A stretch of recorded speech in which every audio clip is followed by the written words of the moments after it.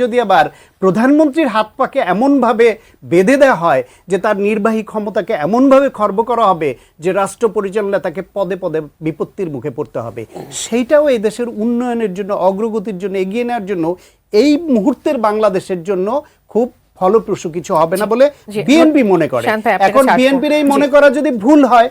হান্নান মাসুদরা তো টেলিভিশনে বলছেন, পত্রিকায় লিখছেন, সব জায়গায় বলছেন, বলতে থাকুন, নির্বাচন আসলে জনগণকে বোঝাতে থাকুন যে আমাদের চাওয়াটাই ঠিক ঠিক ছিল, যাতে জনগণ ওনাদেরকে সত্যি সত্যি 300 আসন ধরিয়ে দেয় আর বিএনপিকে 50টার কম দেয়। জি, জনগণের কাছেই সেই প্রমাণটি আসলে হয়ে যাবে, এটাই সবাই প্রত্যাশা করছে। যেমনটি বলছিলেন, আপনারা তো ইতোমধ্যে আসলে আপনাদের দল হিসেবে সবার যখন অনেক প্রশ্ন ছিল যে এখনো আপনারা রাজনৈতিক দল না, কিন্তু আপনারা নিবন্ধনের জন্য আবেদন করেছেন নির্বাচন কমিশনের কাছে, জাতীয় ফুলকে সেখানে আপনারা প্রতীক হিসেবে চেয়েছেন। জাতীয় ফুলকে নিয়ে কেন প্রতীক হিসেবে চায় সেটা নিয়ে নানান সমালোচনা, নানান আলোচনা, অনেক